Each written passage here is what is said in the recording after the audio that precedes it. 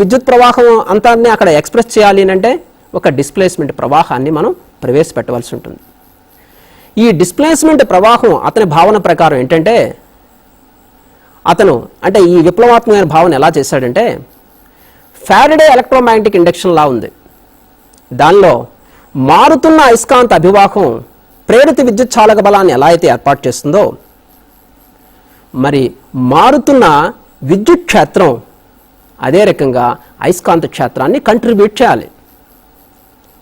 మీరు యాంపియర్ సర్క్యూట్లలో మనం ఏం చూస్తున్నాం, ఇంతకుముందు చెప్పినట్లే ఇది విద్యుత్ ప్రవాహం దిశ, ఇది అయస్కాంత క్షేత్ర దిశ అని అనుకుంటే line integral B bar dot dl bar is equal to మనకి మ్యూ నాట్ ఐ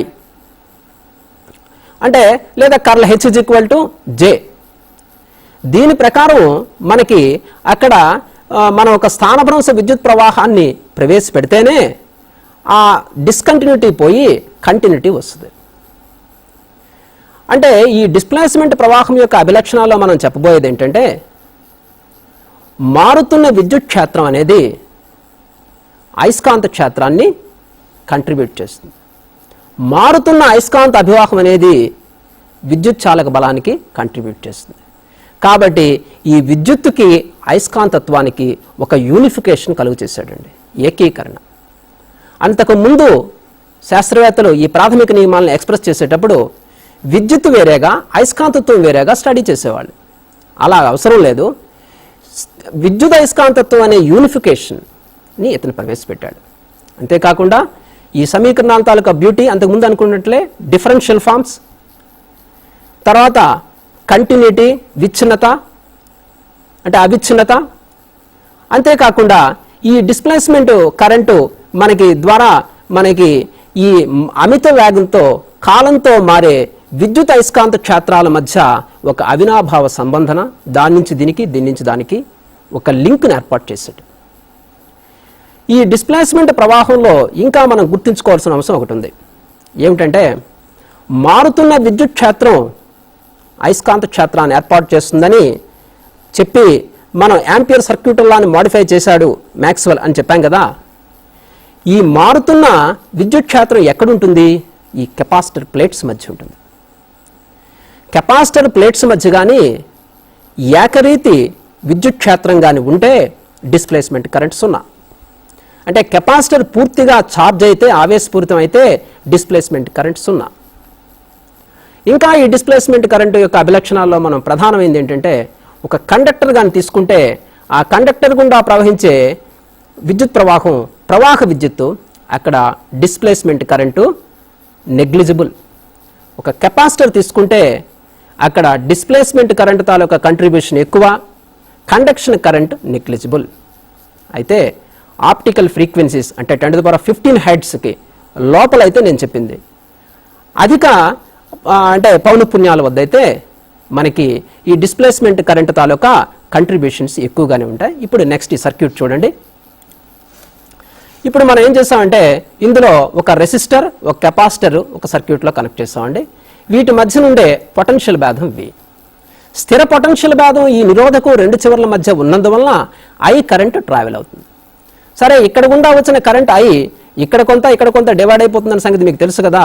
ఈ కెపాసిటర్ గుండా మరి ఆ కెపాసిటర్ ఆవేశపూరితం అయినప్పుడు మనకి ఇక్కడ ఉండే మారుతున్న విద్యుత్ క్షేత్రం మనకి ఈ అయస్కాంత క్షేత్రాన్ని ఏర్పాటు చేస్తుందని ప్రవేశపెట్టడం జరిగింది.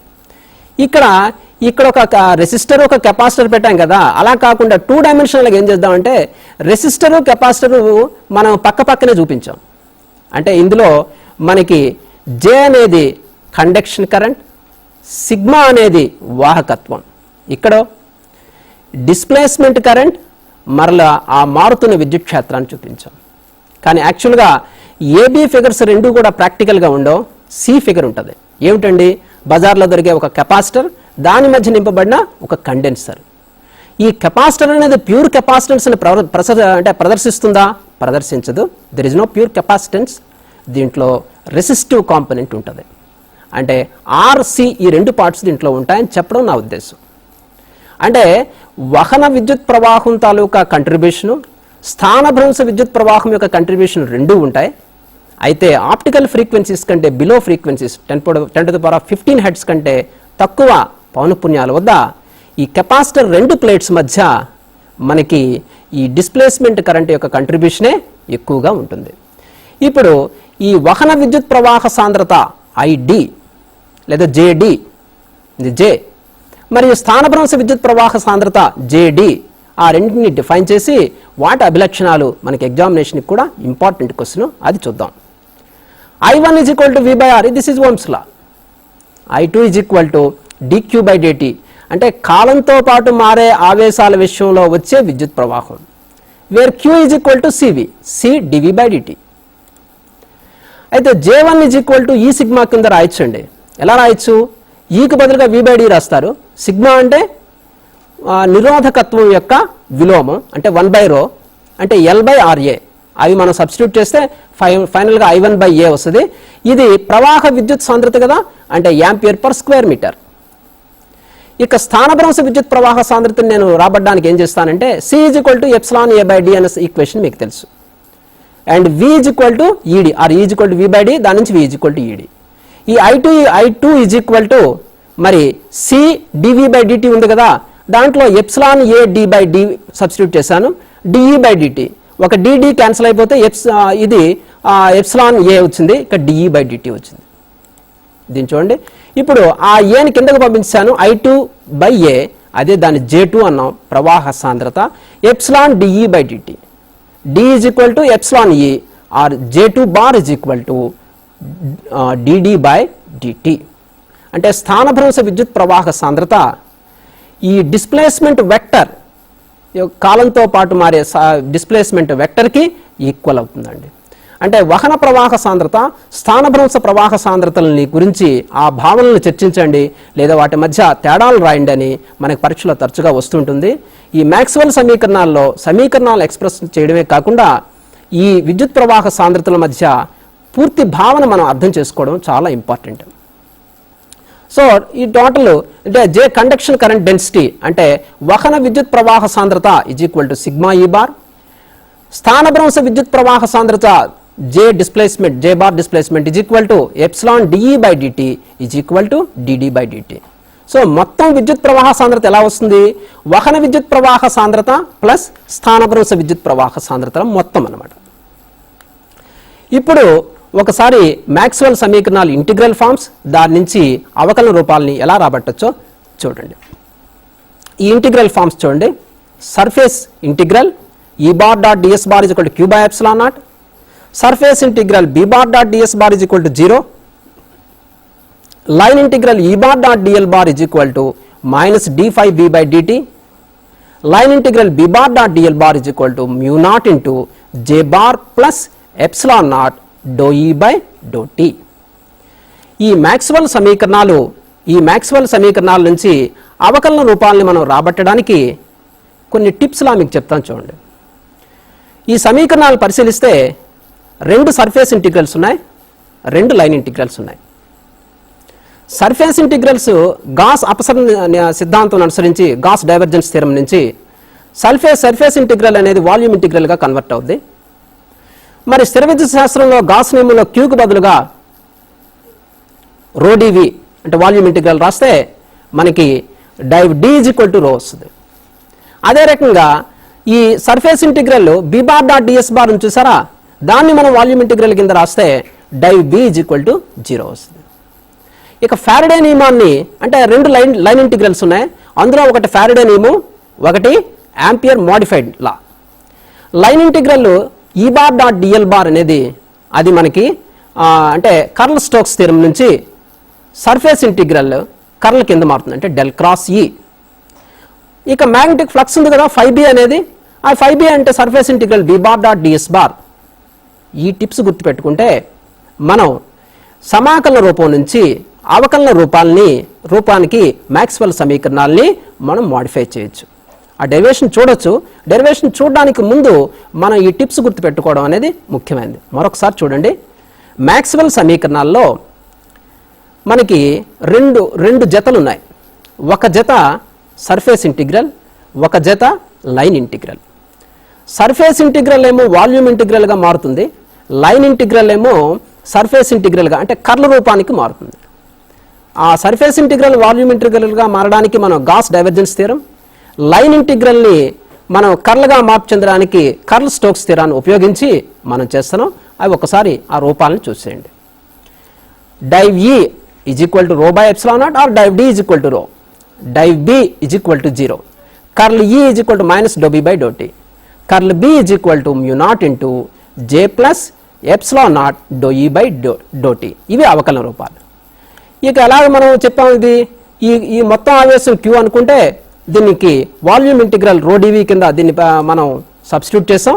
మనం అనుకున్నట్లే ఈ సర్ఫేస్ ఇంటిగ్రల్ ఏమో మనం వాల్యూమ్ ఇంటిగ్రల్ కింద కన్వర్ట్ చేసి D bar dot DS bar is equal to volume integral rho DV కింద వేసి ఫైనల్గా మనం D bar dot DS bar is equal to volume integral del dot D DV.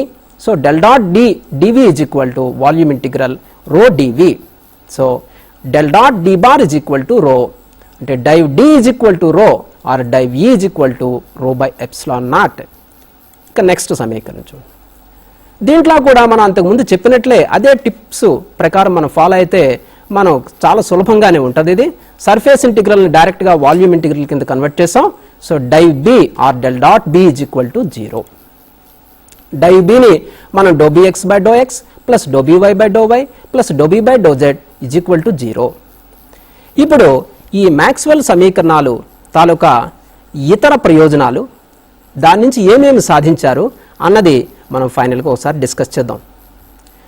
Maxwell సమీకరణాలు నుంచి జేహెచ్ పాంటింగ్ అనే శాస్త్రవేత్త మరి కాలంతో పాటు అమిత వేగంగా మారుతున్న ఈ విద్యుత్ అయస్కాంత క్షేత్రాలు శూన్యం గుండా ప్రయాణం చేసినప్పుడు విద్యుత్ క్షేత్రం ఎప్పుడైతే ఉందో అక్కడ నిల్వ ఉన్న శక్తి half epsilon E dot E, అయస్కాంత క్షేత్రం ఎప్పుడైతే ఉందో అక్కడ నిల్వ ఉన్న శక్తి half mu H dot H.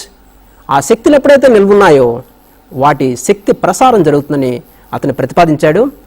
ఈ శక్తి ప్రసార దిశ మనకి ఈ బార్ క్రాస్ H బార్, ఈ శక్తి ప్రసార దిశ తరంగ ప్రసార దిశకు అంటే అది K బార్ అని అనుకుంటే దానికి సమాంతరంగా ఉంటుంది. అంతేకాకుండా విద్యుదయస్కాంత తరంగాలు తిరిగి తరంగాలని రుజువు చేయడం అనేది ఒక ముఖ్యమైన పార్ట్. ఈ బార్ అనేది విద్యుత్ క్షేత్ర దిశ, H బార్ అనేది అయస్కాంత క్షేత్ర దిశ, K బార్ అనేది తరంగ ప్రసార దిశ అని అనుకుంటే ఈ బార్ అనేది H బార్ అండ్ K బార్కి లంబంగా ఉంది, H బార్ అనేది ఈ బార్ అండ్ K బార్కి లంబంగా ఉంది. మరి ఇది ఈ బార్, ఇది H బార్ అనుకుంటే ఈ రెండు ఒకే తలంలో ఉన్నాయండి. ఇది తరంగ ప్రసార దిశ K, దీనికి లంబంగా ఉంటుంది. ఇది మనకి జేహెచ్ పాంటింగ్ సూత్రం ద్వారా మనకి ఈ పాయింటింగ్ సిద్ధాంతం అంటే దీన్ని మనం పాయింటింగ్ సదిశ్ అని కూడా మనం చెప్తాం. అంటే దానికి మనకి యూనిట్స్ ఏంటంటే వాట్ పర్ మీటర్ స్క్వేర్, అంటే ఏకాంక వైశాల్యంలో శక్తిలో మార్పు రేట్ అనమాట, యానక తలానికి లంబంగా, దాన్ని మనం పాయింటింగ్ సదిశ్ అని అంటాం. ఇక శూన్యంలో ప్రయాణం చేస్తున్న మారుతున్న విద్యుత్ అయస్కాంత క్షేత్రాలు, కాలంతో అమిత వేగంగా మారుతున్న విద్యుత్ అయస్కాంత క్షేత్రాల తాలూకా వేగము కాంతి వేగానికి సమానం అని వచ్చిందండి. ఇది చాలా అద్భుతమైన విషయం. దీని నుంచి ఈ విద్యుదయస్కాంత తరంగాలు అంటే మరి ఏమిటో కాదు, కాంతే విద్యుదయస్కాంత తరంగాల రూపం అని అతను ప్రతిపాదించడానికి అది దోహదపడింది. అంటే దాని నుంచి కాంతి వేగం మనకి 3 × 10⁸ మీటర్ పర్ సెకండ్, అంటే ఇది ఎలక్ట్రోమాగ్నెటిక్ వేవ్ ఈక్వేషన్ కూడా దీని నుంచి మనం రాబడితే దాని నుంచి మనకి జనరల్ వేవ్ ఈక్వేషన్కి అది ఈక్వల్ అయి ఫైనల్గా మనకి దాని తాలూకా తరంగ వేగానికి అది సమానమని తెలిసింది. ఈ మ్యాక్స్వెల్ సమీకరణంలో మీరు ముఖ్యంగా గుర్తుంచుకోవాల్సింది స్థానభ్రంశ విద్యుత్ ప్రవాహం తాలూకా భావన, సమాకలన రూపం నుండి అవకలన రూపాలని రాబట్టడం, దాని నుంచి శక్తి ప్రసారం జరుగుతుందని, మరియు వీటికి తిరిగి తరంగాల తాలూకా అంటే స్వభావం ఉందని చర్చించడం అనేది మనం ప్రధానంగా ఈ లెసన్లో చెప్పడం జరిగింది.